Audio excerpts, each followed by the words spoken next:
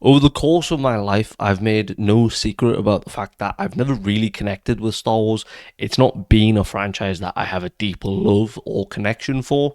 I can respect a lot of the films for what they are trying to do, what they do, and also the cinematic achievement and journey and the milestones that they have achieved and that they have allowed other films that I do love to embark on.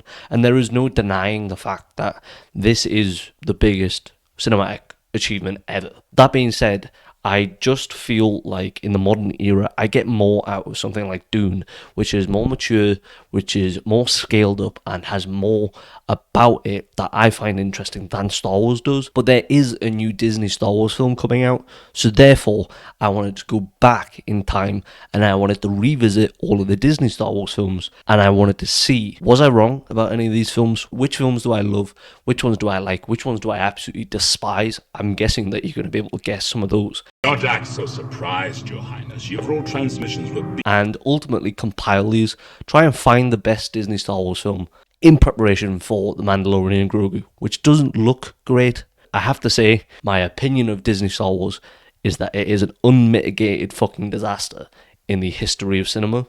Let's start the video.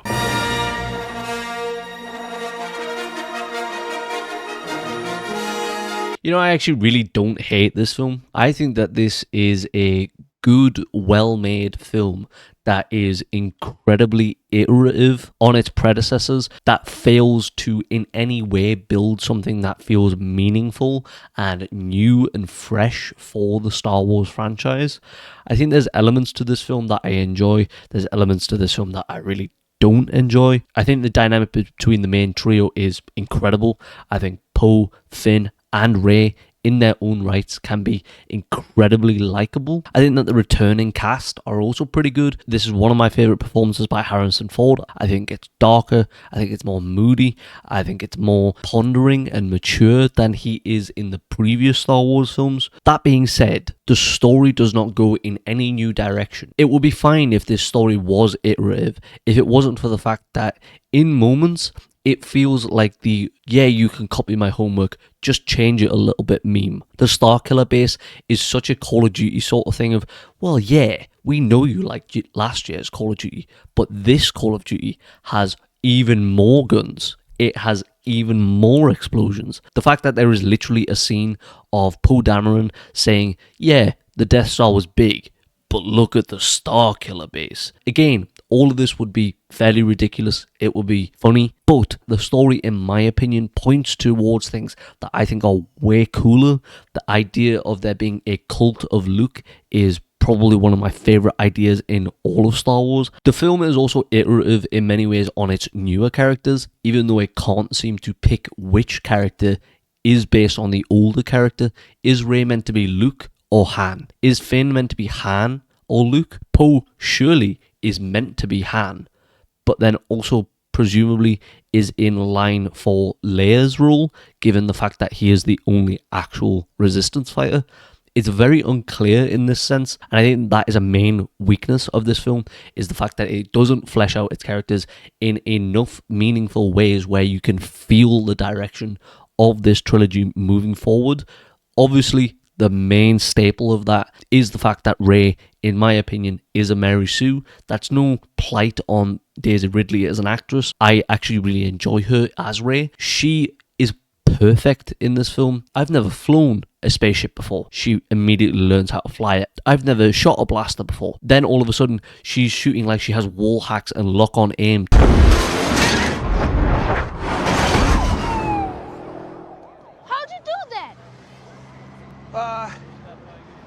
I shined my shoes, pressed my pants, did my homework.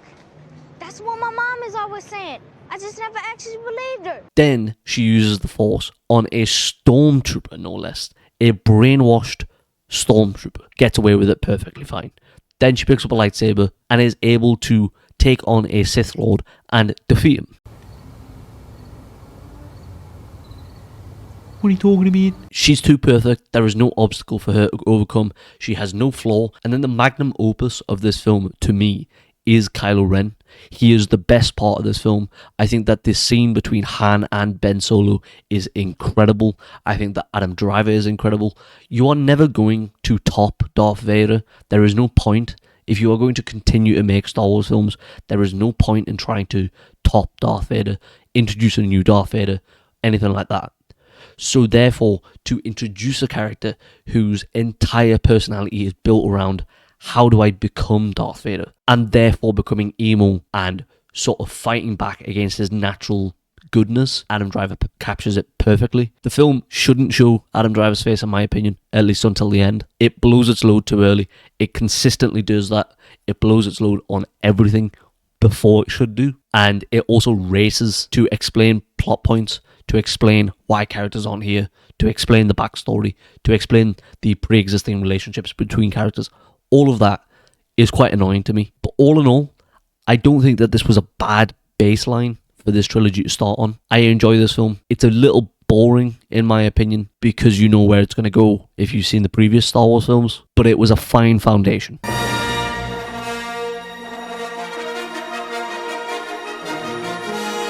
You know, I really liked Rogue One when I first seen it, and I still really like it. I still think that it's probably my favourite. However, what I will say is that I am more conflicted now than when I watched the first film. If we go through the things that are really positive about this film, I think that the performances are excellent. In particular, I'll shout out Forrest Whitaker. I think that he is excellent. In 5 minutes of screen time, you quite clearly see this defeated rebel, this defeated guerrilla soldier who has fought in this cause for so long that it has finally taken its toll on him. And he doesn't really know how to handle that. He quite clearly isn't comfortable with the idea of, let's sit around in a group, let me get a therapist and talk about this. That's not the man he is. He is kind of just waiting for his end to come so that someone else can take up the cause for him. And that's without seeing Andor, which I've also heard he's excellent in. Elsewhere, Cassian Andor, played by Diego Luna, is incredible in this film.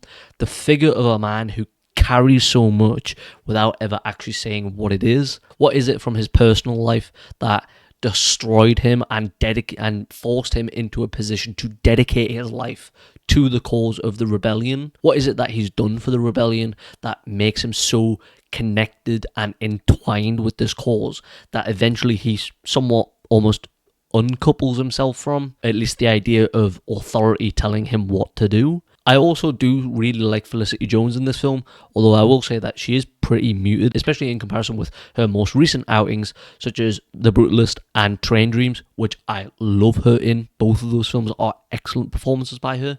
She is pretty good. I do think that this is another female character in the Disney era that I have a bit of a problem with. I get that she's meant to be a spectator. She is meant to serve as the audience's stand-in as we watch these rebels hunt down the plans for the Death Star, and that her role in that is to merely be used as an in. However, she really doesn't do pretty much anything in this film, in my opinion. She is consistently only there as the emotional stand-in for the audience. She doesn't play a role in the finale. She doesn't play a role in hunting down the plans. She doesn't really do anything. What are you doing with your... Go do something! And I don't want to keep harping on the female characters in modern Disney Star Wars, because I know that that is something that a lot of people do anyways. It is just a thing that I've noticed, that across the two first Disney films, there isn't enough there for me to really say, you know what, these two female characters are protagonists that I really connect with and that I want to see more from. I like both of them. I think that they're both helmed by incredible actresses. I think that they're both worthy characters that I want to get to know better, yet consistently I feel like I'm a bit on the outside of them. I will also say that this film's character development is not restricted to Jyn Erso. I think that Cassian suddenly deciding that he actually likes Jyn Erso is a bit rushed. I think in general, the character development is a bit underwritten. It's a bit undercooked. However, what I will say is this is a war film. That is typical for war films. And what this film is mainly interested in is the first preemptive strike in an emerging war, and it is the rebellion that does that. More of what I really like about this film is the fact that it is entirely self-contained. Yes, of course, it is connected to the wider Star Wars universe. The hunt for the Death Star plans is always going to mean that it is linked to other things in this world. However, the story of particularly Jyn Erso is started, finished, and completed all within Rogue One. There is nothing missing here. There is nothing you can expand upon, and I really enjoy that. I think it's incredible. I think that this is what I want more from with these franchises. I don't really care about The Hobbit, for example, because they need to connect it to the Lord of the Rings films. It needs to be intertwined. The Hobbit as a film trilogy does not work on its own because people are going, how are they going to connect it to the Lord of the Rings? Are we going to see Aragorn? Will he come back? Oh, Gandalf.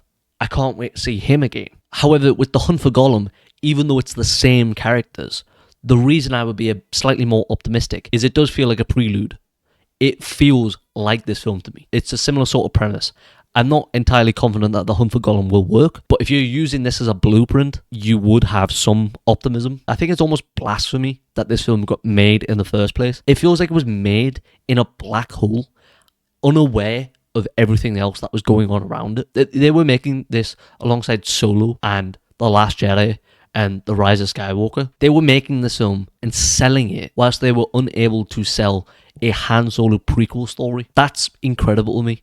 How did you sell this film in the first place? And yes, I get that it's a prequel to the best part of Star Wars. I get that. But it's darker than the original Star Wars. It doesn't contain many of the same characters.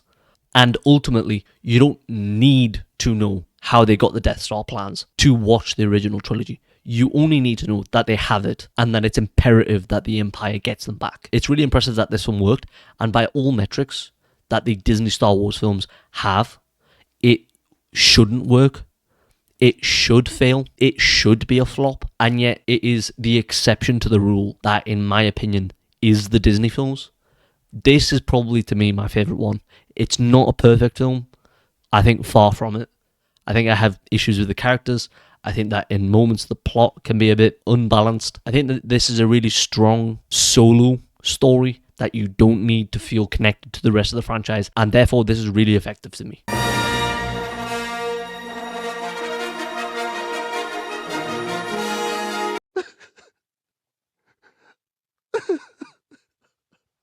Oh boy, how do we talk about this film in 2026? There's very little I can say about this that you probably already haven't heard from people that are more well-versed, that are deeper into the lore of Star Wars, that can probably more eloquently tell you why it is that this doesn't work on so many fundamental levels.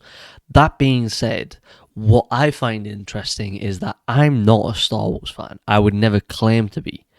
And yet, even to me, I watch this film and go, it just doesn't fucking work on so many levels. And the fact that I can come out of this film with that mentality, without even knowing the franchise on the deepest level possible, suggests a fundamental misstep that it can be felt by everyone, both inside and outside of the franchise. And it would be one thing if you come away from this film and you have the casuals like myself going, yeah, I enjoyed that film, and you had the hardcore Star Wars fans going, nah, it was terrible. Then we can have a nuanced discussion about it where maybe it's a bit of a fan reaction because they're doing something with the story, they're doing something with the characters that is perceived as disrespectful to the original material. And in that sense, I would probably slant against fan opinion because I don't necessarily think that fans are owed anything. However, with this,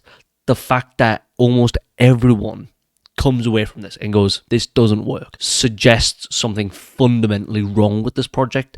And it's not the only project. By no means do I think that this is the worst Star Wars film. However, there are things within this that annoy me and frustrate me to the absolute core. Before I get into that, I will say that what this film does well is, I think cinematography-wise, it looks excellent. The finale of the film, I think, looks excellent. The choice of using red salt on a white background looks meticulous. The use of this emphasizes the destruction as well as the very small resistance that the rebels are able to put up against this giant army. The scene where Holdo destroys the First Order fleet, I think, looks excellent. excellent. You can have debates over the logic of that, but it really does look impressive. It looks fucking unbelievable. I think that some of these performances are really excellent. I think Adam Driver especially is excellent in this film.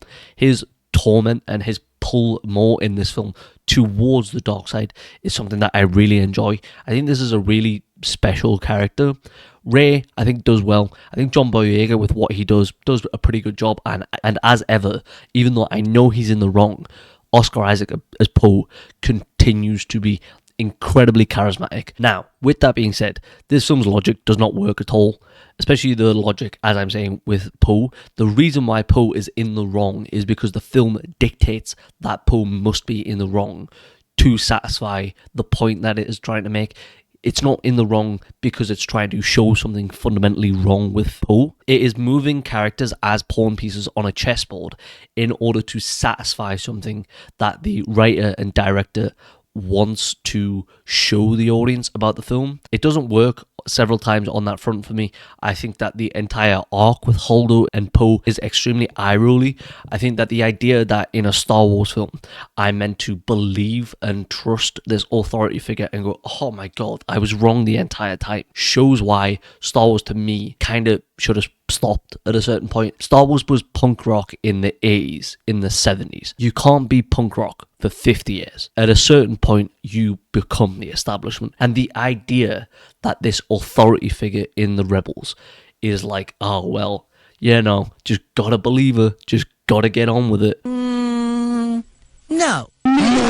Fuck you. I don't care. And the fact that in 2017, the main antagonist, or in quotes, antagonist of this film was a woman with pink hair, we can have all the debates you want about whether or not the Star Wars fanbase is weak. This guy stinks! What I do think is a failing of the studio and the film itself is that to put that character in 2017 when tensions were high around this sort of stuff about, oh, this fucking idiot has got dyed hair, she must be, etc., etc.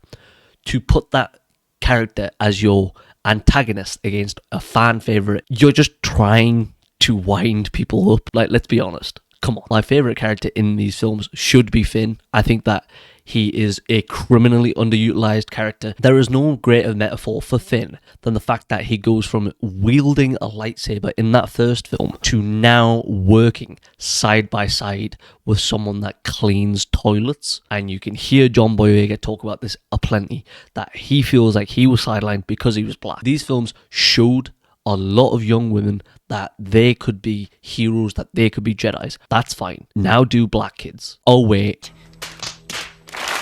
The more powerful thing would have been to show black kids and young black people that they can be Jedis, that they can lead a Star Wars film. It's not as powerful to show a white woman as the figurehead of this franchise. It's just not. And that's not even an issue I have with Rey. Because in this film, I just think she's kind of fine. She, again, is getting increasingly more overpowered. She has no training and yet is already one of the most powerful Jedi in the world. It's kind of ridiculous. And there's no real point in me discussing Luke other than to say that he is a coward. He is stuck on this idea of having a religious dispute or war within himself.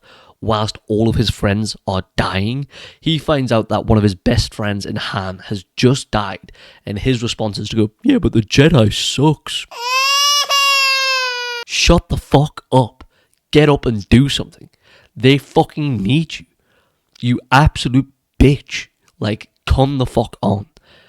And all of this is annoying to me, and I'm not even a Star Wars fan. So I can only imagine how annoyed you would be by this film if you actually loved this franchise, because this pissed me off, and I don't even care that deeply.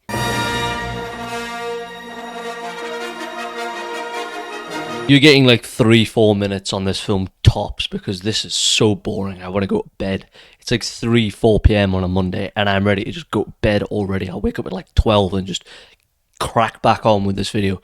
This film fucking is not... I was going to say it sucks. It doesn't even suck. It's just boring. There's nothing that happens in this film. I have like no opinion generally on whether or not this is bad or good. You just shouldn't watch it. There's nothing that happens in this film that is of any consequence, either within the film itself or to the wider Star Wars universe. It attempts to be a world builder for a set of prequel spin-offs, and yet everything that it's doing is irrelevant. You don't care about anyone, even Han Solo, which is ridiculous. The only people on set who seem to care about anything to do with this film were Alden Ehrenreich and Donald Glover, who plays Lando. Despite their performances, it's not enough to save this garbaggio broken film. Alden is stepping into shoes that are always going to be massive to fill. It's arguably the biggest shoes you could have to fill in all of cinema. Yes, I get that you have Anakin stepping into the shoes of Darth Vader, but in some sense they are two different characters. Specifically in this scenario, it is the same character just earlier on in his journey. The script and the direction gives so little for Alden Ehrenreich to work with that it kind of just hangs him out to dry. And I feel bad for him because he is actually decent in this film. He's fine. He doesn't have the smarmy sort of charm that Harrison Ford has in the original trilogy, which is because he isn't written that way. For some reason, he doesn't have that sort of smarmy energy about him. He's much more lovable and adorable in some sense, which I don't want Han Solo to be. I want him to be a dickhead. I want him to very reluctantly do the good thing, but also make sure that it comes with a slice of him benefiting from whatever it is. And yet he's this fucking Tony Stark archetypal hero by the end of this film. And then there's meant to be like 9 years between this film and A New Hope. What exactly is it that happens in that period that isn't covered in this film that makes him into the character that he is at the start of A New Hope? Because it's not here. None of that is here, and this is meant to be his origin story. None of this is grand, none of this is believable, none of this is worthy of caring for. This is all around just a boring nothing burger of a film that, if it wasn't slapped with the Star Wars logo and brand, it would mean nothing. It would come and go like piss in the wind. It looks bad, it's written bad, it's directed pretty poorly, it makes no sense within the Disney Star Wars universe, and it makes no sense within the whole of the Star Wars universe, and ultimately, this film was forgotten as quickly as it was made.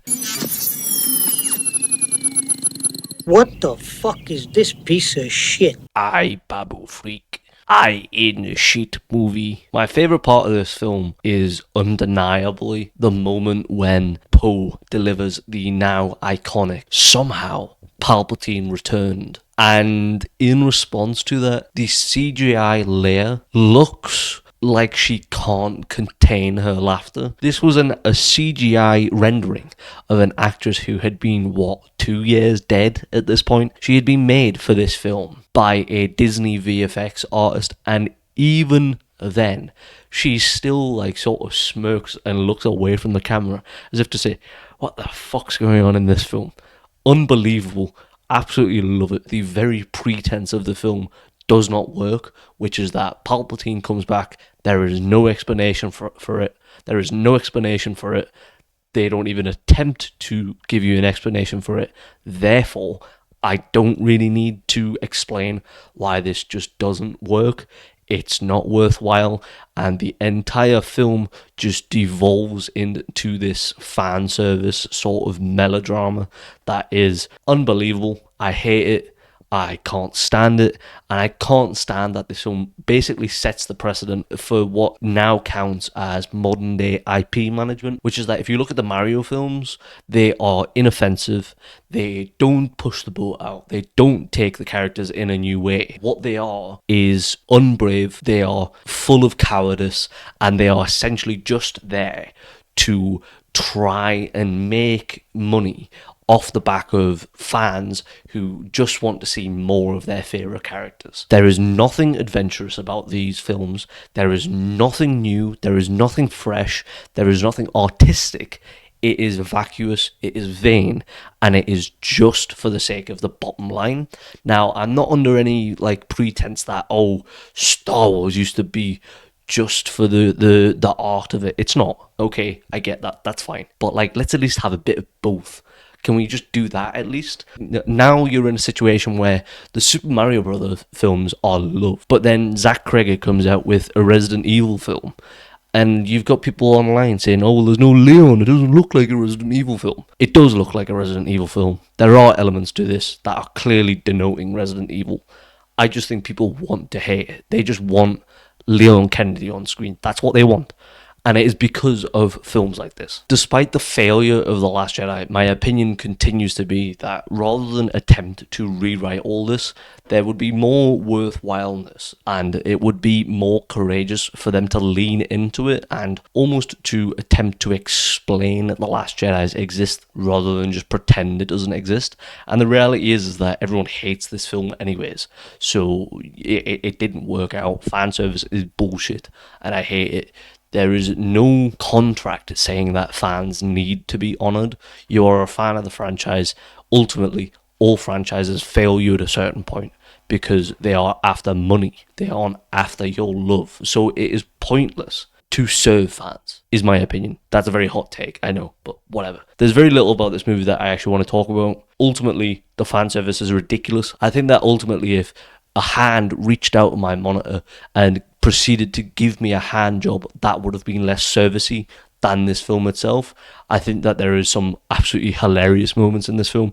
The diabolical Finn shoulder tap on Rose is unbelievable. I love that. It's fucking hilarious in my opinion. The fact that the black guy in Finn tries to profess his love for the white woman, it's written off, just forgotten about, and then from then on, the only character that seemingly he's allowed to interact with is another black woman, is fucking hilarious, especially when that white woman ends up with the evil white guy. Hilarious. The message of this film is that people should stick to their own. Unbelievable. Fucking hilarious. Love it. There is no stakes to this film. The General Hux being the spy is hilarious. Dark Ray looks fucking stupid. It looks ridiculous. She looks like she's trying to not laugh as she's delivering those lines. And finally, the only positives that I can say about this is that the Ray, Finn and Poe chemistry continues to be the best part of these films, and that ultimately Babu Frick, what a fucking guy. Do like Babu Frick. That's the only thing that I can say that is really positive about this film. Bring more him back.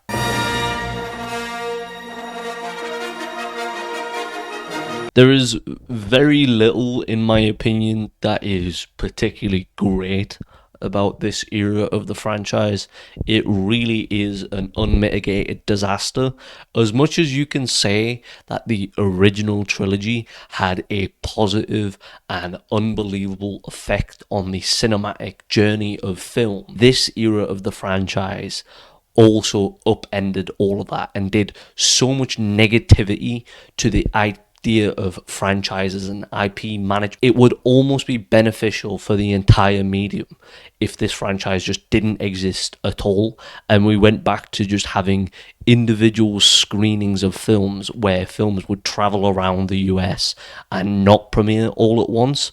The idea that we just want films to be satisfactory and to push ideas of the quintessential hero who can never be wrong and is just what you've had before regurgitated is an unbelievably dystopian idea that I would prefer to not have it at all. That is not to say that heroes can't be great. That is not to say that heroes can't be all good. But do we really want that from all of the major blockbusters that exist? The Ryan Gosling Star Wars film is just going to be more of this. I'm expecting The Mandalorian very soon to be just more of this. I just kind of feel whatever about this franchise at this point, which I know that people who are bigger Star Wars fans than me also feel the same way. And it is really those people that I think have been hard done by. Ultimately, this franchise means very little to me. I think that this was a fun exercise. I really do like some of the films in this era of the franchise, but ultimately, all of them are flawed.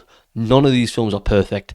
None of these films are ultimately successful when you think about the wider franchise. And that is because there was no clear vision. There was no idea of what are we really trying to do with this set of films. Every film in this era is acting independently of each other. There is no visionary. Is it Kathleen Kennedy? Is it J.J. Abrams? I don't know. Who is the person that is really taking the helm and that is saying, no, I know what to do here? It's no one. It doesn't exist in the listings of this era. But number 5, obviously, Rise of Skywalker, unmitigated disaster, terrible for this franchise and all of cinema. It's awful. It's irredeemable. There is very little other than Babu Freak in this film that I enjoy. Solo, terrible, boring. I would arguably rather watch Rise of Skywalker just because it's a little bit more fun. It's actually enjoyable to look at. Solo, I don't even know what the fuck I'm looking at. It's terrible. I hate it. The Last Jedi has a lot of elements that I like. Some of it is good. I like the ideas. I just don't like the execution. I think that Luke is very poorly handled. I think that Poe is very poorly handled. And I think Finn is as well. It's all executed very poorly. But I do like the ideas behind it. It's just not written very well. It's not directed very well. And ultimately, I kind of feel like a lot of these actors know that this probably isn't the correct direction for the franchise. In number 2, I had The Force Awakens. It's a rerun. It's basically a rerun and a remake of A New Hope. That being said, it is successful in doing that. I am of the opinion that this film, given that it's the first film in 20 years in the Star Wars franchise, should be allowed to just be a rerun of everything that has came before it.